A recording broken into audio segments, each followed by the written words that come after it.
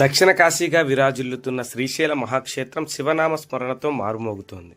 శివరాత్రి బ్రహ్మోత్సవాల్లో భాగంగా భక్తులందరూ అత్యంత ఆసక్తిగా ఎదురుచూసే అపురూప ఘట్టం మల్లన్న పాగాలంకరణ సేవ ఆ సమయంకి ఆసన్నమైంది. ప్రపంచంలోని ఏ శైవ క్షేత్రంలోనూ లేని విధంగా కేవలం శ్రీశైలంలో మాత్రమే జరిగే ఈ అద్వితీయ క్రతువు విశేషాలను లోకలైటిన్ ప్రతినిధితో పంచుకున్నారు క్షేత్ర ప్రధాన అర్చకులు శివశంకర స్వామి.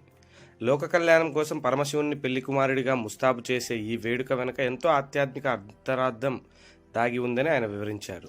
ఈ మహాశివరాత్రి రోజున శ్రీశైల మల్లికార్జున స్వామి జ్యోతిర్లింగమునకు రాత్రి 10 గంటలకు విశేషంగా మరి వైదిక సిబ్బంది మహాన్యాసపూర్వక మహారుద్రాభిషేకం, పంచామృతాభిషేకం, అదేవిధంగా రస పంచామృతాభిషేకం, సుగంధ ద్రవ్యాలతో విశేషంగా అభిషేకం జరపబడుతూ ఉంటుంది ప్రతి సంవత్సరం లోక కళ్యాణార్థమై.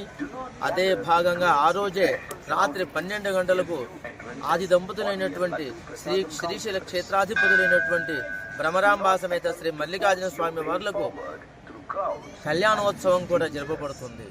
మరి కళ్యాణోత్సవంలో వరుడికి తలకు పాగా చుట్టడం ఒక మనకు భారతీయ సంస్కృతుల్లో సాంప్రదాయంలో ఉంది. ఆ విధంగా మనం ఈ తెలంగాణ కర్ణాటక ప్రాంతంలోకి వెళ్తే రుమాలు అంటారు. ఈ విధంగా మనం ఇక్కడ పాగా అంటున్నాం, మన ఆంధ్రప్రదేశ్ ఈ ప్రాంతంలో పాగా అంటున్నాం. ఈ పాగా అంటే వరుడుగా పెళ్లి కొడుకుగా మల్లికార్జున స్వామిని భావించి ఆ మల్లికార్జున స్వామి యొక్క తలకు పాగా చుట్టినట్లుగా మల్లికార్జున స్వామి గర్భాలయం మీద ఉన్నటువంటి ఆ స్వర్ణ శిఖరానికి, ఆ త్రిశూలానికి ముందు ఉన్నటువంటి ఆ నందులకు ఆ పాగా చుట్టడమే వరుడికి పాగతో అలంకరించడమే పాగాలంకరణ.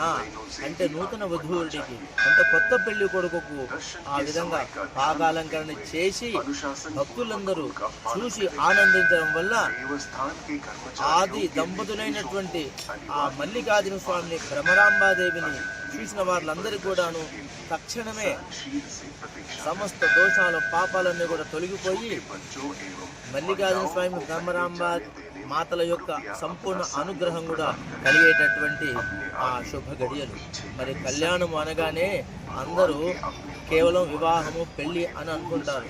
కానీ నానార్థాల్లోకి సంస్కృత భాషలోకి వెళితే కళ్యాణం అనగా శుభము, మంగళము, జయము అని కూడా అర్థాలు ఉన్నాయి.